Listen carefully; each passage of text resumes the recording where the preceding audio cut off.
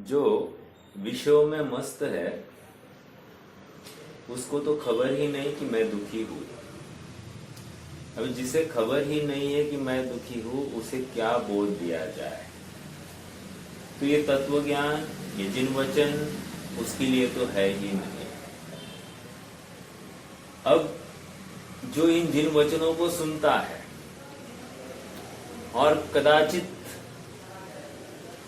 भावावेग में कहो, अन्यों को देखकर कहो, उसे ऐसा लगता है कि हाँ, कि मैं जहां पर खड़ा हूं ये मेरे रहने का स्थान नहीं है, मेरा स्थान तो किसी अन्य जगह पर है। और फिर भी वहां से उठने के लिए वो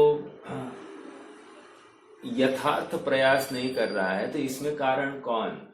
तो इसमें कारण परिस्थितियां नहीं है, इसमें कारण संयोग नहीं है, इसमें कारण एकमात्र इसका प्रमाद है, एकमात्र इसके अपराध की स्वीकृति नहीं करना ही है। जिस समय ये अपने अपराध का बोध इसे हो जाएगा कि हाँ मैं अपराधी हूं, तो तत्क्षण वह अपने अपराध को छोड़ देगा। क्यों? क्योंकि उसके अपराध का आधार परद्रव्य है और परद्रव्य मेरे लिए अकिंचित करे, अकार्यकारी है। यह स्वीकृति ही उस परद्रव्य का अवलंबन से उसको मुक्त करा देती है। इतना सीधा तत्वज्ञान इस गाथा में यहाँ पर आ रहा है। 125 नंबर की गाथा चल रही है। समय प्रवचन सार 125 नंबर की गाथा, और 125 नंबर की गाथा में 1 मिनट जरा होल्ड करेंगे क्या? 125वीं गाथा है और 125वीं गाथा में यहाँ पर यह बताया गया कि परद्रव्य का मुझे स्पर्श भी करना असंभव होने से मैं शुद्ध ही बना रहता हूं। अब यहाँ पर शुद्ध का अर्थ हमने कल ये समझने की कोशिश की कि शुद्ध का अर्थ अपने से अभिन्न और पर से भिन्न। अपने से अभिन्न मतलब अपनी गुण पर्याय से युक्त अभिन्न पकड़ना। वो दृष्टि के विषय वाला अभिन्न नहीं देखना। यहाँ तो गुण पर्याय से युक्त ऐसा अभिन्न और पर गुण पर्याय से अत्यंत अत्यंत भिन्न ऐसा ये शुद्ध है। एक प्रश्न है आप सबसे, आप विचार करना और थोड़ा सा मुझे बताना। कल हमने पेज नंबर 199 मोक्षमय प्रकाशक को पढ़ा। वहां पर कहा कि द्रव्य दृष्टि से आत्मा तो शुद्ध अशुद्ध पर्याय का पिंड है। सुना है? याद है कि सबको याद है? एक जन तो हाँ बोलना। द्रव्य दृष्टि से आत्मा तो शुद्ध अशुद्ध पर्याय का पिंड है। तो प्रश्न ये खड़ा हुआ है मुझे, द्रव्य दृष्टि वहां पर भी है और एक द्रव्यार्थिक नय भी है, क्या ये दोनों एक है या अलग अलग है? मेरा प्रश्न पहले तो ये है।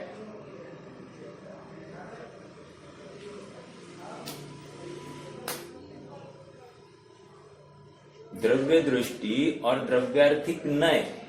द्रव्यार्थिक नय कहाँ पढ़ा? अभी 112 गाथा 113-14 गाथा के बाद अपन ने द्रव्यार्थिक नय पर्यार्थिक नय समझा है। हाँ, और एक द्रव्य दृष्टि है। द्रव्य दृष्टि को कल हमने 199 गाथा में पढ़ा और सेम बात यहाँ पर 125वीं गाथा में बता रहे हैं कि आत्मा शुद्ध क्यों रहा? क्योंकि आत्मा को पर द्रव्य छूता ही नहीं है और उसकी पर्याय उससे प्रलीन हो गई है। शब्द आया था ना, प्रलीन। प्रलीन एकदम मतलब उसमें ही प्रवृत्त हो गई, डूब जाती है। तो मैं शुद्ध हूं, ये द्रव्यार्थिक नय का विषय है या द्रव्य दृष्टि का विषय है? कौन सी बात है? या दोनों एक ही है?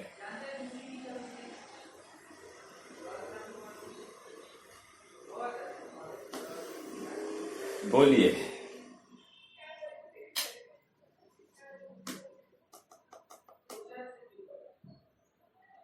नहीं बोल पाएंगे?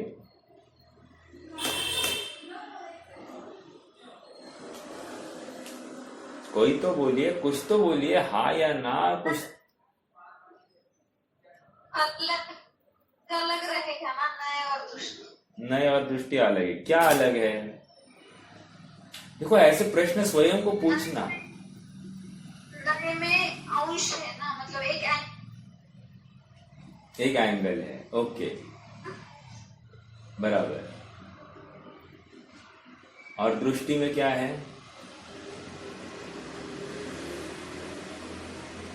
पूर्ण आत्मा आएगा ना दृष्टि। पूर्ण आत्मा है, त्रिकाल आत्मा है, ठीक है, बराबर, बहुत अच्छा, बहुत अच्छा। ये सब समझ रहे हैं क्या? आप सबको याद होगा हमने एक चार्ट बनाया था, चार्ट। कौन सा चार्ट? द्रव्य, द्रव्य गुण, द्रव्य क्षेत्र काल भाव, फिर सामान्य विशेष और सामान्य विशेषात्मक, ऐसा हमने बनाया था। कितने जनों को याद है? उस चार्ट को रेफर करना। जो ऊपर का द्रव्य था ना, ऊपर का द्रव्य, उस द्रव्य को यहाँ पर शुद्ध अशुद्ध पर्याय का पिंड ऐसा कहा जा रहा है, ठीक है। और जो द्रव्यार्थिक नय का कह रहे हैं ना अपन, द्रव्यार्थिक नय का, वो सामान्य, अभेद, एक, अखंड, ऐसा आत्मा लेना। और पर्यार्थिक नय का विषय कह रहे हैं ना अपन, पर्यार्थिक नय मतलब क्या? वो विशेष, भेद, हाँ, अनित्य, मैंने नित्य नहीं लिया ना, अनित्य और एक, जो कुछ है द्रव्य क्षेत्र काल भाव की विशेषता अपेक्षा, तो कह रहे वो लेना पर्यार्थिक नय का विषय। और प्रमाण का विषय है ना वो सामान्य विशेषात्मक, ऐसा समग्र आत्मा त्रिकाल वाला। आप पकड़ रहे हैं क्या? तो ये बोध प्रॉपर होना चाहिए कि, और सब में शुद्धता है। वो द्रव्य सामान्य है ना, वहां पर भी शुद्धता बताई जाएगी, और वो ऊपर का द्रव्य है ना, वो भी शुद्ध बताया जाएगा। अभी द्रव्य सामान्य का आधार लिया जाएगा और उसको देखकर हम अनुभव करेंगे, लेकिन द्रव्य विषय, पूरा द्रव्य जो है शुद्ध है, वो बेस होगा, बेस। क्यों बेस? मतलब क्या? पहले ये स्वीकार होगी ही, ये पर्याय द्रव्य से अभिन्न ही है, द्रव्य से पृथक नहीं है, द्रव्य उसी पर्याय में ही व्यक्त हुआ है, ये हमको स्वीकार करना पड़ेगा। तो इसलिए पर्याय अलग, द्रव्य अलग, ये नहीं। वो और सुनो, समस्त पर्याय इसी द्रव्य में प्रलीन है, ये कह रहे हैं यहाँ पर, समस्त पर्याय इसी द्रव्य में प्रलीन है। तो इस द्रव्य को स्वीकार करे कि नहीं करे? करना पड़ेगा, करना पड़ेगा। हाँ, फिर हमको अनुभूति कैसे होगी वो बाद में बताएंगे, पहले स्वीकार तो करो कि ये द्रव्य तुम्हारा है। एक, अब ये द्रव्य तुम्हारा है कहकर यहाँ तक बात नहीं चलेगी, आगे बात कह रहे हैं कि ये जो द्रव्य है ना, इसमें जो परिणाम हो रहे हैं ना, वो परिणाम हो रहा है वही तक तुम्हारी लिमिट है, उस परिणाम के आगे तुम नहीं हो। अर्थात फिर खाने का भाव हो रहा है ना, तो वो जो भाव हुआ ना, जहां पर भाव हुआ ना, बस वहां तक तुम हो। तो ये भोजन खाया, वो पेट भर गया, ये सब तुम नहीं हो, ये तुम्हारी क्रिया है ही नहीं। इस न्याय से तुमने आज तक भोजन का एक कवल भी ग्रहण नहीं किया है। हाँ, पानी पानी, प्यास लगी प्यास लगी प्यास लगी, ऐसा जो भाव हुआ ना जहां पर, वो भाव जहां पर हुआ वो तुम हो। लेकिन सुनो, तुमने आज तक एक बूंद भी पी नहीं है, एक बूंद पानी ने तुम में प्रवेश किया ही नहीं है, तुम्हारे टेरिटरी में प्रवेश ही नहीं किया है। सुनो तो सही, अब ये जब निर्णय होने लग जाते हैं ना, तो अपने आप वो उसको ये परिणाम का भान होने पर वो नक्की करने लगता है कि अरे मेरी तो बाउंड्री यहाँ तक ही, मैं आगे कुछ कर ही नहीं सकता। जब कुछ कर ही नहीं सकता तो मैं दूसरों को अपने सुख या दुख का कर्ता कैसे मान सकता हूँ? नहीं मान सकता हूँ। अर्थात आज तक जो सुख दुख का कर्ता मान रहा था वो मेरा अपराध था कि नहीं, वो मेरी भूल थी कि नहीं। और ये भूल को स्वीकार जैसे ही कर लेता है ना, तो अपने आप इसकी दृष्टि स्वभाव तरफ झुकती है, झुकनी ही चाहिए। समझ में आ रहा है क्या? अपने आप विभाव हट जाता है, अपने अपराध को स्वीकार करते ही विभाव हट जाता है। हाँ, क्यों? क्योंकि मेरा आत्मा मुझे मिल जाता है। अर्थात राग की अवस्था में भी अपने को आत्मा मिला रहे हैं, ये कितनी बड़ी कला है। आइए, महत्वपूर्ण बात ये हो गई, द्रव्य दृष्टि से देखे तो आत्मा शुद्ध अशुद्ध पर्याय का भिन्न, ये प्रमाण का आत्मा है। और प्रमाण का आत्मा जब तक स्वीकार नहीं होता है ना, तब तक दृष्टि के विषय का आत्मा देखना गलत है। समझ में आ रहा है क्या? और सुनिए, दृष्टि के विषय में आत्मा में हम कल कह रहे थे कि पर्याय द्रव्य से पृथक है, ऐसा कह रहे थे, लेकिन वो ज्ञान में वो भेद करके देखा है। वास्तविकता में पर्याय और द्रव्य अलग अलग है ही नहीं। हमारी वो पर्याय दृष्टि छुड़ाने के लिए ये सारा उद्यम किया गया है। आप पकड़ रहे हैं क्या? मतलब और थोड़ा समझाता हूं। देखो,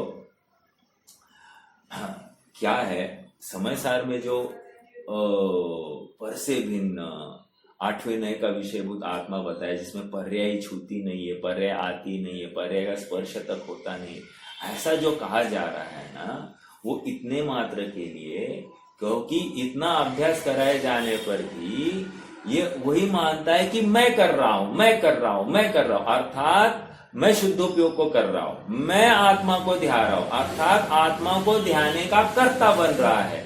जबकि कर्तापना जब भी आएगा, ये गया काम से, अर्थात उसकी दृष्टि पर्याय पर है। समझ में आ रहा है क्या? इसीलिए इसको बोल दिया कि पर्याय भी तुझ में नहीं है। तो वह प्रयोजन था, प्रयोजन की सिद्धि के लिए हमने पर्याय को द्रव्य से हटाकर तुम्हें द्रव्य दिखाया है। नहीं तो होता क्या था कि तुम्हें केवल ज्ञान प्रकट करूं, तुम्हें सम्यक दर्शन प्रकट करूं, तुम्हें मिथ्यात्व हटा दूं, ऐसे तुम पर्याय बुद्धि पर ही तुम्हारी दृष्टि है, तो तुम आत्मा की तरफ तुम्हारी दृष्टि जाती नहीं है। इसलिए हमने कह दिया पर्याय है ही नहीं द्रव्य में। और सुनो, जो पर्याय द्रव्य में नहीं है ना, वही विषय बना रही है आत्मा को। ऐसा समझसार की भाषा है। हाँ, तो कहने की बात इतनी है कि पर्याय को पृथक करने का प्रयोजन है, और यहाँ पर पर्याय को अभेद कहने का प्रयोजन है। अब क्या प्रयोजन यहाँ पर सारी की सारी जिम्मेदारी हमारे ऊपर ही निश्चित करनी है, ये प्रयोजन है। समझ में आ रहा है? प्रवचन सार की शैली हमारे अपराध या हमारा उत्थान का जिम्मेदार मैं स्वयं हूं, अन्य कोई नहीं, ये निश्चित कराना है। अर्थात जो जीव पर का आश्रय लेकर पर से सुखी होने की कल्पना, मतलब पर से दुखी होने की कल्पना करता है, तो वो जीव सुखी होने के लिए भी पर का ही आश्रय लेता रहेगा। अर्थात वो बोलेगा, हे भगवान, मैंने तुम्हारे सहारे मेरी नैया इस मझधार में डाल दी है, तो तुम ही इस नैया को पार कर लेना। भगवान को वो पार कराने के लिए बताएगा। पर भगवान को बोलेगा, तुम ही मेरे रक्षक हो, तुम ही मेरी रक्षा कर लेना। भगवान को हर जगह पर बुलाएगा और बोलेगा, मुझे बचाओ, मैं तुम्हारा भक्त हूं, मुझे बचाओ, मैं तुम्हारा भक्त हूं। अर्थात सुखी होने के लिए निरंतर निरंतर पर का आश्रय लेता रहेगा। और यहाँ पर कह रहे, तू लाख प्रतिकूल अवस्था में पड़ा है, अत्यंत अत्यंत बीभत्स अवस्था में पड़ा है, उस अवस्था में भी तू शुद्ध है और सुख से ओतप्रोत है। बस तुझे अपने स्वभाव का भान होना चाहिए। समझ में आ रहा है क्या? ये बात यहाँ पर है। ठीक है, आइए थोड़ा पढ़ेंगे अपन 125वीं गाथा का किट्टी का पढ़नी, राइट, जयसेन स्वामी की गाथा का पाठ पढ़ेंगे एक बार। अप्पा परिणामप्पा परिणामो नानकम् फल भावी तम्माणानं कम्मं फलं च आरामुणे दवो आत्मा परिणाम 3 प्रकार है। ज्ञान कर्म कर्म फल परिणाम ही है आत्मा।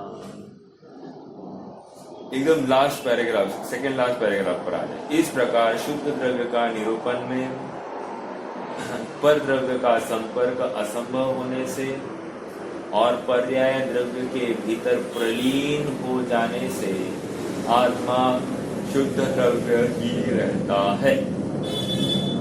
आचार्य जैसे तात्पर्य वृत्ति टीका में इस गाथा के अर्थ करते हुए आचार्य अमृतचंद्र की तत्व प्रतिटीका का पूर्णतः अनुकरण करते हैं। अंत में निष्कर्ष के रूप में इतना मात्र जोड़ देते हैं कि परिणामी आत्मा निश्चय रत्नत्रय स्वरूप शुद्धोपयोग से मोक्ष को और शुभ अशुभ परिणामों से बंध को साधता है, प्राप्त होता है। देखो क्या कह रहे, वही परिणामी आत्मा मोक्ष को साध रहा है, वही परिणामी आत्मा संसार को साध रहा है। संसार को साधने का कारण शुभ अशुभ परिणाम है और मोक्ष को साधने का कारण शुद्धोपयोग रूप परिणाम है। बस, अर्थात निश्चय रत्नत्रय स्वरूप शुद्धोपयोग से मोक्ष है। समझ में आ रहा है क्या? अर्थात आत्मा ही करता है। समझ में आ रहा है? हाँ जी। देखो यहाँ पर पर्याय से युक्त द्रव्य बताया जा रहा है। पर्याय द्रव्य से पृथक है ही नहीं, इनफैक्ट पर्याय दिख रही है और पर्याय में हम द्रव्य खोज रहे हैं, तो इसलिए द्रव्य को अलग करना नहीं। और सुनो, अनुभूति के काल में भी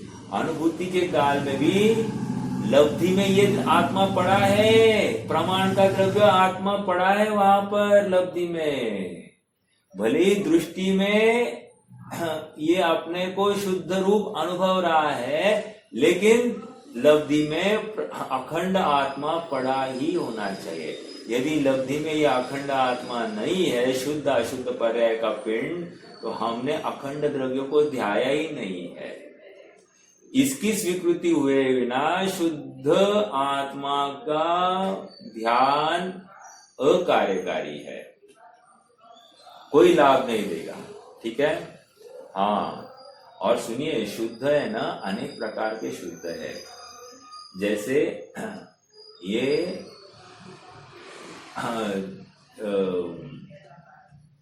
अभी जो प्रमाण का विषयभूत जो आत्मा है, ये तो शुद्ध है ही है, और वो पर्याय से युक्त आत्मा अर्थात एक देश शुद्ध निश्चय वाला आत्मा, वो भी शुद्ध हुआ है, और आठवें नय का विषय भूत आत्मा भी शुद्ध है।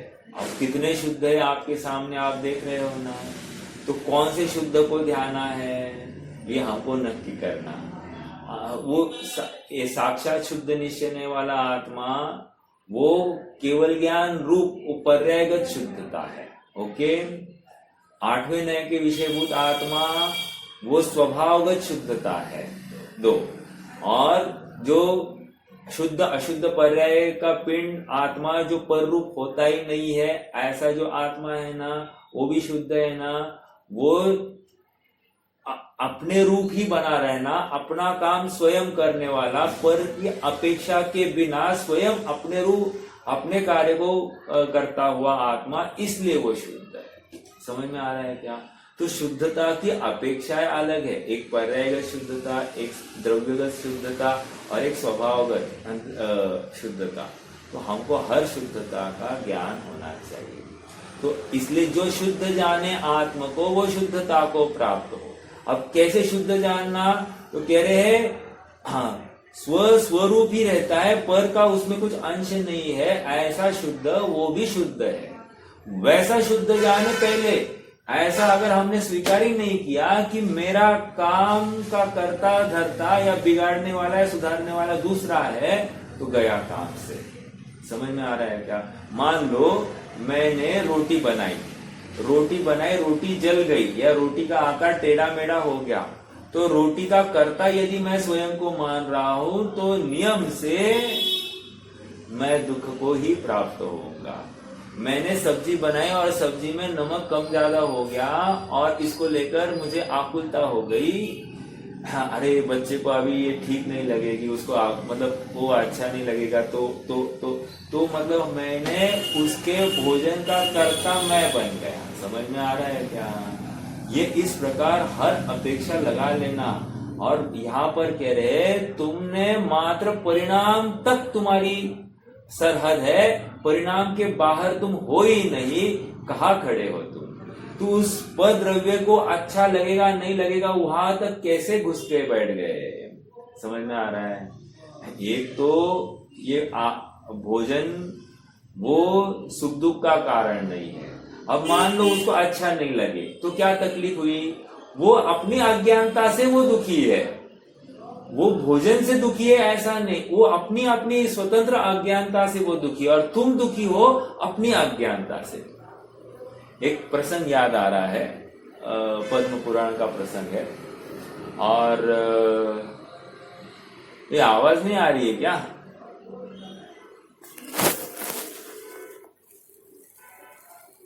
बीच बीच में कट रही है आवाज। कट रही? दंडकारण्य में बैठे हैं और रात के 12 बजे है।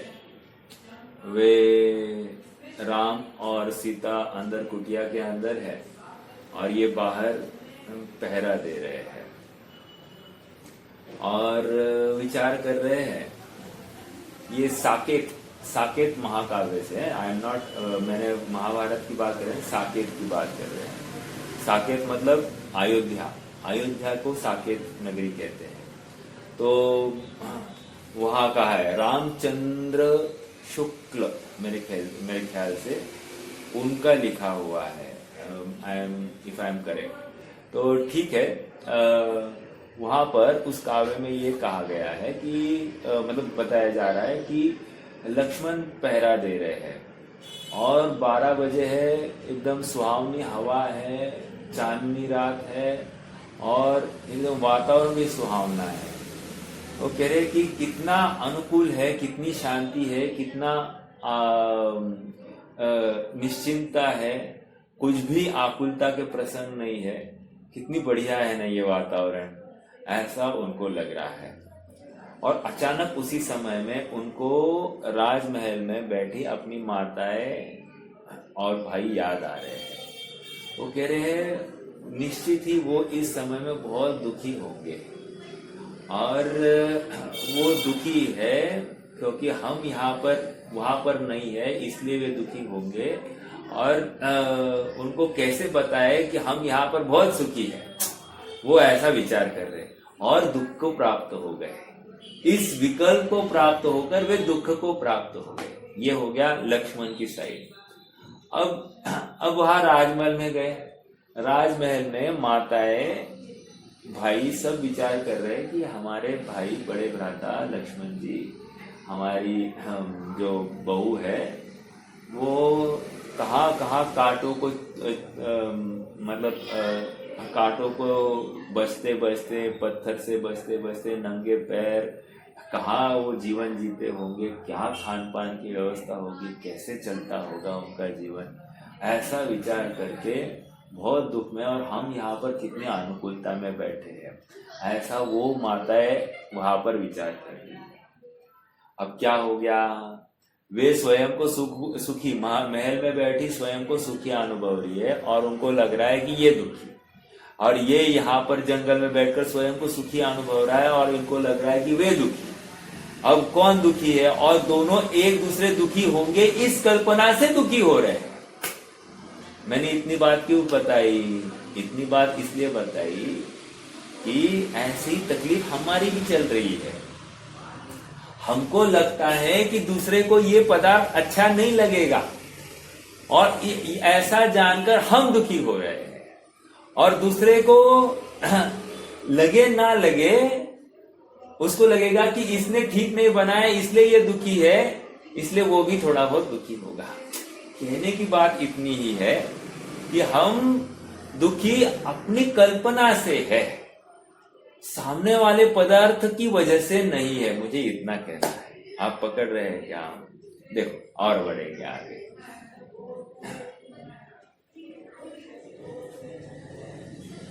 अपन स्वामी जी के भाव को देते हैं। देखो पेज नंबर 157 पर नीचे गाथा के भाव को इस प्रकार स्पष्ट करते। एक, जब जीव ज्ञाता दृष्टा स्वभाव से परिणमित होता है तब चेतना उसमें अर्थात ज्ञानमय होती है। ज्ञाता दृष्टा स्वभाव से परिणमित होना मतलब क्या? स्वभाव रूप रहना, अर्थात ज्ञान चेतना तो है ही, उसकी कर्म चेतना भी स्वभाव रूप है और कर्म फल चेतना में आनंद आ रहा है अर्थात सुख है। ठीक है, ये तो जब जीव ज्ञाता दृष्टा स्वभाव से परिणमित होता है तब चेतना उस समय में ज्ञानमय होती है, चेतना परिणाम से पृथक नहीं होती। एक, जब जीव विकारी अथवा क्या कहा? हाँ, ये शुद्धोपयोग है, राइट, शुद्धोपयोग है। लेकिन अपन यहाँ पर तीनों चेतना घटित कर रहे हैं अर्थात तीनों परिणाम घटित कर रहे हैं। ये यहाँ पर मात्र ज्ञान चेतना कहेंगे, लेकिन आप अमृतचंद्र स्वामी की टीका को देखोगे तो वहां पर उन्होंने ज्ञान चेतना मतलब प्रतिभास, स्वपर प्रकाशक स्वभाव, और कर्म चेतना मतलब जो परिणाम कर्ता के द्वारा प्राप्त हुआ है उसको कर्म चेतना कह रहे हैं, और उस परिणाम में वो जो सुख या दुख भोग रहा है उसको कर्म फल चेतना कह रहे हैं। उसके अनुसार मैं कथन कर रहा हूं। यहाँ पर तो स्वामी जी का कथन इतना ही है क्या कि ज्ञाता दृष्टा स्वभाव अर्थात शुद्धोपयोग से परिणमित हुआ तो वो चेतना परिणाम से पृथक नहीं है। ठीक है, अर्थात ज्ञानमय है, अर्थात ज्ञान चेतना चल रही है, इतना कह रहे हैं वो।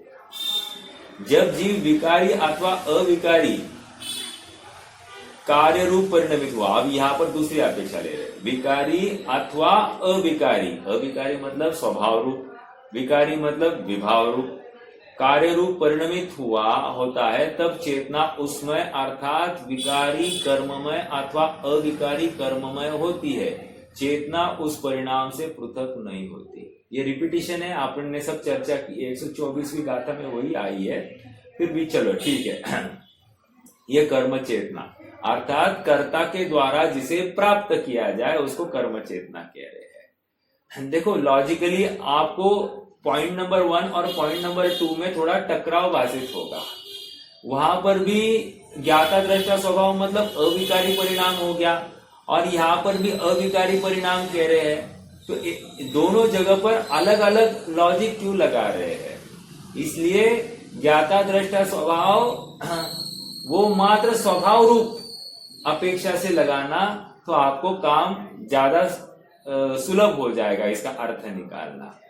ठीक है, आगे बढ़िए। थर्ड पॉइंट, जब जीव आकुलता के फल रूप अथवा शांति के फल रूप परिणमित होता है तब चेतना उसमय अर्थात आकुलतामय अथवा शांतिमय होती है, चेतना उस फल से पृथक नहीं होती। ठीक है, यह आत्मा पर पदार्थों से पृथक है ऐसा निर्णय करते ही शुद्ध द्रव्य का निर्णय होता है। यहाँ शुद्ध द्रव्य का निर्णय होता है का अर्थ क्या, कौन बताएगा?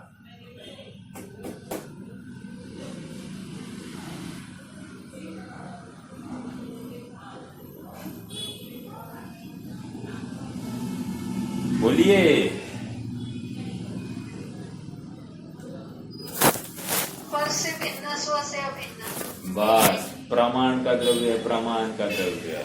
ठीक है, शुद्ध अशुद्ध पर्याय का पिंड वो द्रव्य की बात है जो मात्र परिणामों तक ही रहता है। ठीक है, देखो और एक बात मेरी कहनी रह गई, द्रव्यार्थिक नय और पर्यायर्थिक नय एक समय की अवस्था में लगाए जाते हैं। मैंने प्रश्न किया था ना, द्रव्यार्थिक नय और पर्यायर्थिक नय एक समय की अवस्था में लगाए जाते हैं, और उस अवस्था में दो दृष्टियां पड़ती है वस्तु में, लेकिन द्रव्य दृष्टि वो त्रिकाल देख रही है। शुद्ध अशुद्ध पर्याय का पिंड जो पररूप हुआ ही नहीं है, ऐसा द्रव्य वो शुद्ध है। आप पकड़ रहे क्या? ठीक है, वहां पर कोई पर्याय विशेष को खड़ा नहीं किया गया है, अखंड त्रिकाल द्रव्य को ही खड़ा किया गया है। समझ में आया? द्रव्य दृष्टि का ये महत्व है। हाँ, अभी देखो द्रव्य दृष्टि दो प्रकार की है, एक 8वें नए वाली द्रव्य दृष्टि, वो दृष्टि का विषय वाली द्रव्य दृष्टि, और एक ये त्रिकाल द्रव्य दृष्टि, अर्थात जिसमें द्रव्य पररूप होता ही नहीं है। ठीक है, तो ये कंफ्यूज नहीं होना, ये अपने को प्रॉपर अपेक्षा अपने ज्ञान में रखनी चाहिए। आगे बढ़िए, देखो 126वीं गाथा तो आत्मानुभव कराने की गाथा है। अब कैसे होगा, क्या होगा, वो देखेंगे वहां पर, लेकिन दिल थाम के बैठिए, आत्मानुभव के लिए वो 126 गाथा है। आइए, लेकिन जब तक 125 की क्लैरिटी नहीं है, 123, 124 या 192 से 92 नंबर की गाथा से 125 तक का विषय क्लियर नहीं हुआ है। तद्भाव, अतद्भाव, द्रव्यार्थिक नय, पर्यार्थिक नय, वो स्वरूप अस्तित्व, सदृश अस्तित्व, ये सब क्लियर नहीं है ना, तब तक काम नहीं होगा। ये सब ज्ञेय है और द्रव्य कैसा परिणमित होता है इसका भान कराया जा रहा है। देखो, यह आत्मा पर पदार्थों से पृथक, ऐसा निर्णय करते ही शुद्ध द्रव्य का निर्णय होता है।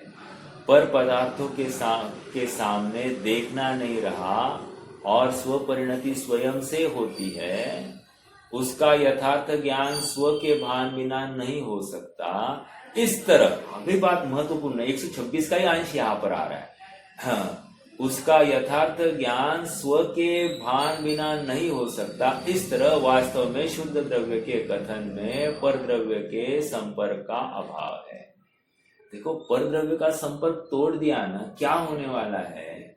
होने वाला ये है कि अब ये अपने को डायरेक्टली आत्मा देखेगा, बराबर, और वो आत्मा में उसको दिखाई देगा ना, मुझे आकुलता हो रही है, मैं निराकुल, यहाँ पर निराकुलता है, यहाँ पर आकुलता है, तो वो किसको ध्याएगा? वो निराकुलता को ही ध्याएगा ना, आकुलता को क्यों ध्याएगा? आकुलता क्यों हो रही थी? क्योंकि उसके परिणाम में आलंबन पर द्रव्य का था। अब जैसे ही पता चलेगा कि पर द्रव्य की हयाती में मुझे ये आकुलता हुई है, लेकिन मेरा परिणाम तक ही है, पर द्रव्य तक नहीं है, तो अब वो पर द्रव्य में प्रवेश क्यों करेगा या पर द्रव्य से प्रभावित क्यों होगा? नहीं होगा तो इमीडिएटली वो अपने निराकुल आत्मा को ध्याएगा कि नहीं ध्याएगा? ध्याएगा। इसलिए वो डायरेक्टली उसको शुद्धोपयोग हो जाएगा, डायरेक्टली। ये कह रहे हैं यहाँ पर, इतना इजीली रख रहे हैं। देखो, फिर से देखो, पढ़िए। पर पदार्थ के सामने देखना नहीं रहा और स्वपरिणति स्वयं से होती है। पर अभी क्या हो गया? जैसे ही ये निर्णय हो गया कि मैं पर पदार्थों से पृथक हूं, मैं अपने परिणामों तक ही हूं, अर्थात ये खाना पीना, गुस्सा करना, क्रोध करना, जो कुछ हुआ है वो आत्मा में ही हुआ है। बाकी आज तक मैंने एक भी पर द्रव्य को मारा नहीं है, एक भी पर द्रव्य ने मुझे मारा नहीं है, एक भी पर द्रव्य ने मुझे गाली दी नहीं, मैंने एक भी पर द्रव्य के कारण गाली दी है, इसलिए मुझे गुस्सा नहीं आया है। गुस्सा जब भी आया है मेरे स्वभाव से, अपने से आया है, गाली की वजह से मुझे गुस्सा नहीं आया है। समझ में आ रहा है क्या? ये पूरा जिनागम का लॉजिक है, ऐसा विज्ञान है ये। इसको अगर अच्छे से समझ लिया तो हमारे सारे कष्ट अभाव को प्राप्त होंगे। फिर हम जो दूसरों से अपनी बात मनवाना चाहते हैं वो अपेक्षा ही घट जाएगी। कोई मेरी बात सुने, कोई सुनता ही नहीं मेरी बात, ऐसा दुख भी मुझे नहीं होगा। क्यों?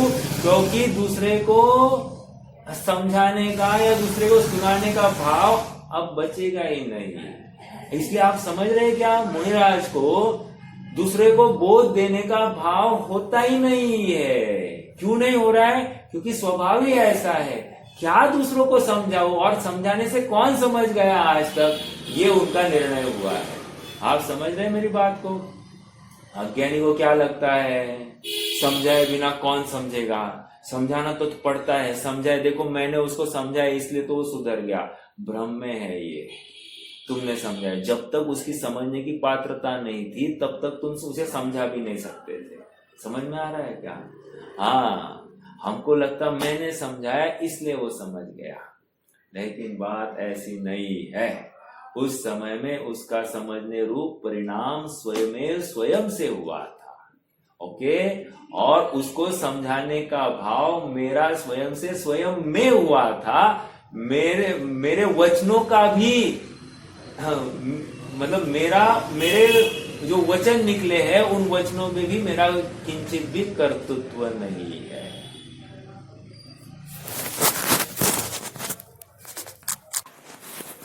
इस प्रकार पर्याय द्रव्य के अंदर अत्यंत लीन हो जाने से आत्मा शुद्ध द्रव्य ही रहता है।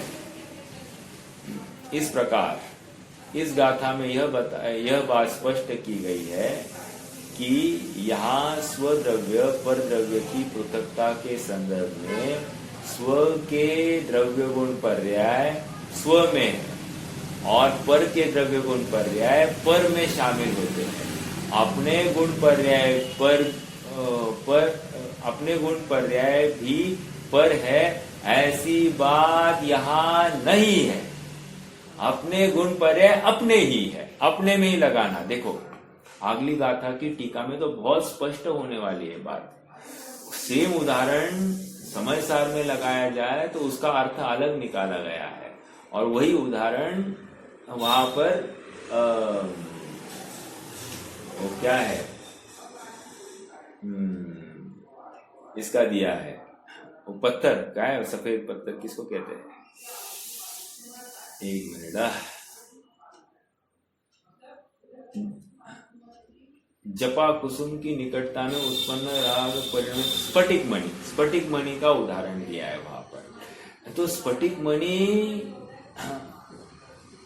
को वहां पर काले पत्र का संयोग हो गया तो क्या कहा गया था, और यहां पर क्या कहेंगे अपन उसकी एनालिसिस करेंगे। ठीक है, आइए थोड़ा सा भी ये यहाँ पर और थोड़े से भाव बचे हैं, इसको पढ़ लेते हैं। देखो इस प्रकार इस गाथा में यह बात स्पष्ट की गई है कि यह स्वद्रव्य पर द्रव्य की पृथकता के संदर्भ में स्व के द्रव्य गुण पर्याय स्व में और पर के द्रव्य गुण पर्याय पर में शामिल होते हैं। अपने गुण पर्याय भी पर है, ऐसी बात यहाँ नहीं। ऐसा क्यों कह रहे हैं? क्योंकि ऐसी बात समय सार में कहा है कि गुण भेद भी अपने में नहीं है और अपनी पर्याय भी अपनी नहीं। क्यों? वो व्यवहार है, और व्यवहार वो उसमें अपने अभेद वस्तु में पाया ही नहीं जाता। समझ में आ रहा है क्या? वो समय सार की भाषा है, बट यहाँ पर कह रहे अपना गुण भी अपने में है। हाँ, तदा भाव है, राइट। पर्याय का भी क्या है? तदा भाव है। ठीक है, आगे देखो।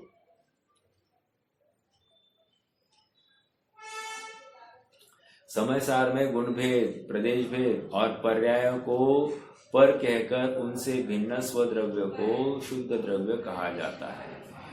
मेरा प्रश्न है आप सबसे, गुण भेद और प्रदेश भेद ये कौन सी गाथा में आया है?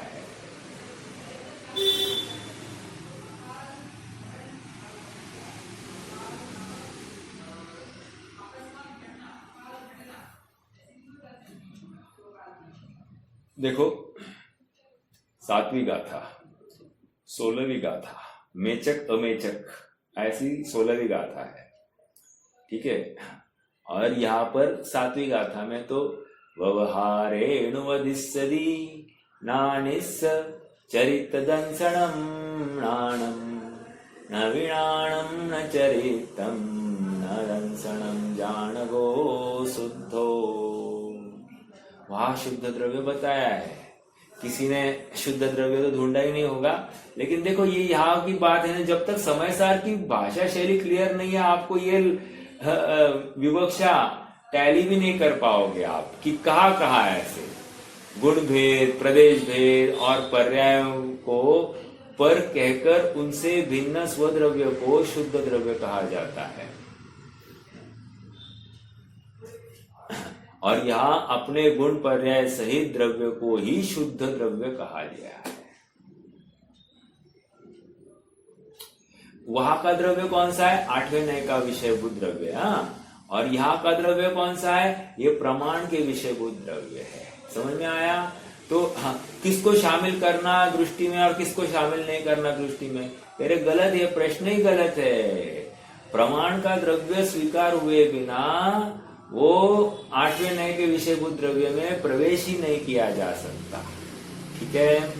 हाँ, देखो जैसे मेरा घर है, अब मुझे सोना है, तो सोना है तो घर में प्रवेश किए बिना मैं किसी विशिष्ट स्थान पर जाकर सो सकता हूं क्या? नहीं ना सो सकता हूं। उसी प्रकार प्रमाण का द्रव्य वो मेरा घर, उस प्रमाण के द्रव्य को में प्रवेश किए बिना मैं किसी विशिष्ट अंश को ग्रहण कर सकता हूं क्या? उसमें से नहीं कर सकता। तो पहले उसकी स्वीकृति या उसमें प्रवेश जरूरी है, ये समझा रहे हैं।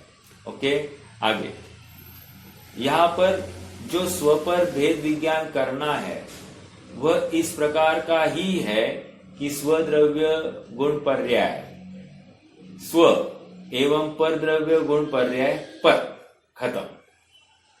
मतलब पर द्रव्य गुण पर्याय वो पर के खाते में डालो, स्वद्रव्य गुण पर्याय या स्व के खाते में डालो। हाँ,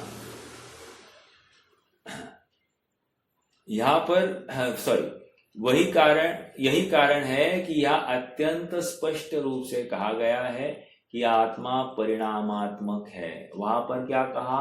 अपरिणामी आत्मा। यहां पर क्या कह रहे? परिणामात्मक आत्मा। परिणामात्मक आत्मा का अर्थ क्या, कौन बताएगा? और वहां अपरिणामी आत्मा का अर्थ क्या?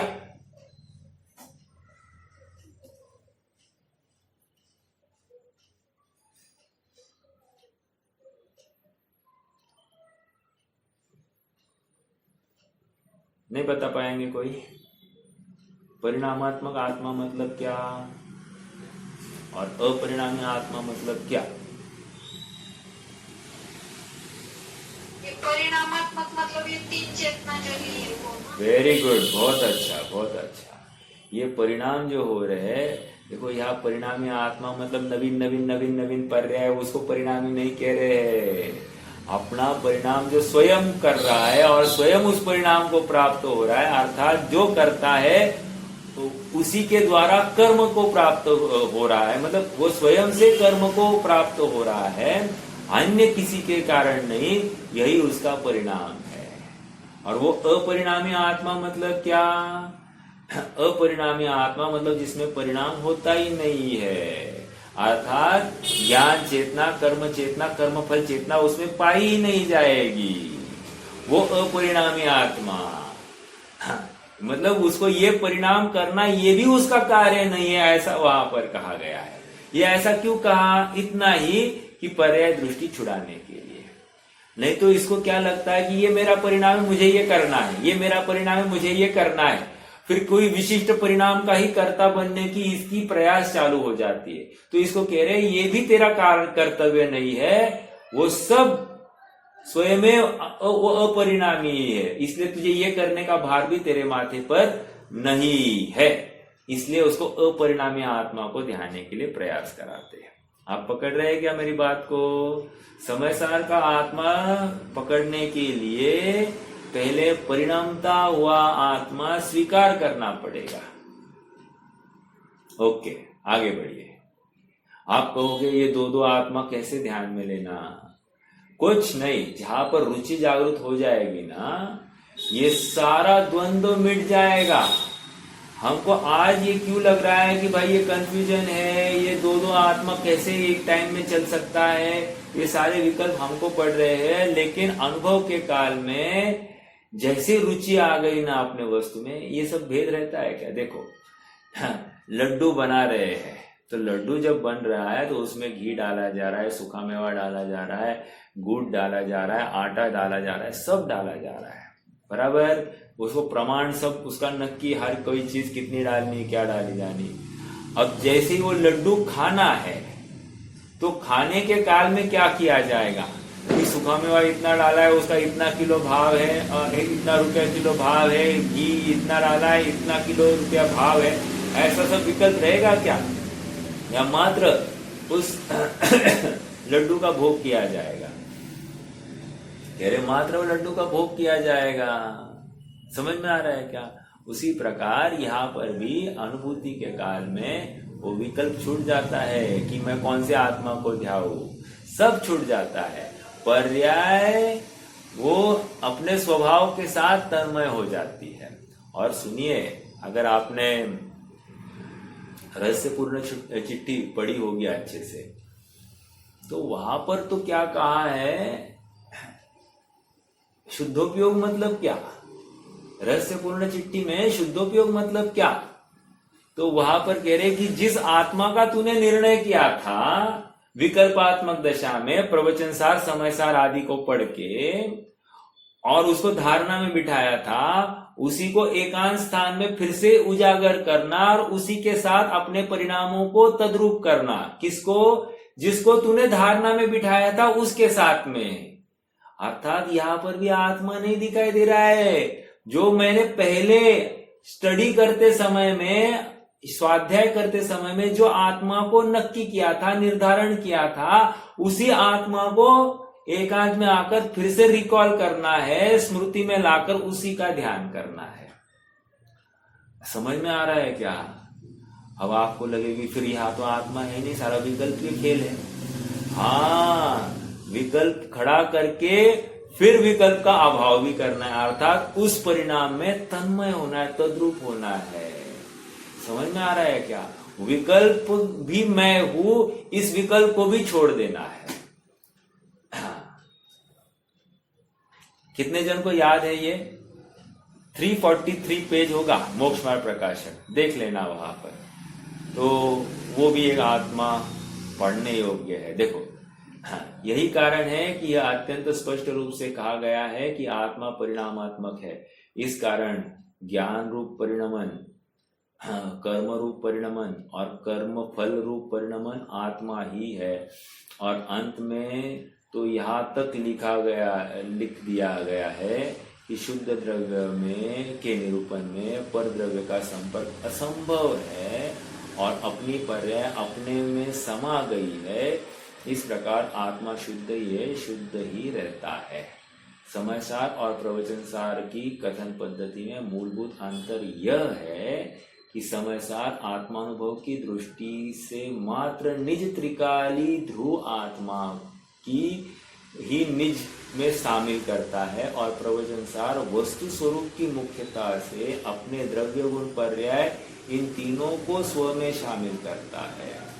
तो निष्कर्ष क्या हुआ? आप सबको याद होगा कि हमने अनेक बार ये चर्चा की है कि प्रवचन सार का आत्मा वस्तुनिष्ठ आत्मा है और समय सार का आत्मा प्रयोजनभूत आत्मा है, प्रयोजन निष्ठ आत्मा है। समझ में आ रहा है क्या? अर्थात उसमें हमारा प्रयोजन निकालना है। जैसे केला बाजार से लेकर आए, केला बाजार से लेकर आए तो केला खाना है तो क्या करना? प्रयोजनभूत तत्वों को ग्रहण करना है। अर्थात अखंड केले में से छिलका हटाओ और वो दल को ग्रहण करना है। बराबर है कि नहीं? ये समझ हमको है कि नहीं? उसी प्रकार यहाँ पर केला मतलब वो प्रमाण का द्रव्य, उस केले में से सारे छिलके हटा दो, त्रिकालपना हटा दो, वर्तमान पर्याय खड़ी करो और वो पर्याय भी अभेद रूप से स्वभाव में तन्मय कर दो, जिसमें पर्याय स्वयं को भूल जाए, ऐसा वो अपरिणामी द्रव्य को ध्याने वाली हो जाए, तो अपने आप उसको आत्मानुभव हो जाता है। अर्थात वो दल को खाया ऐसा कहा जाएगा। ठीक है, चलिए समय तो काफी हो गया है, लगभग ये विषय 125 गाथा का हो गया है। अपन कल 126वीं गाथा को पढ़ेंगे, आत्मानुभव की गाथा है। वैसे आज थोड़ी बहुत चर्चा आ गई है, कल और अच्छे से विस्तार में आएगी। ठीक है, रुकेंगे।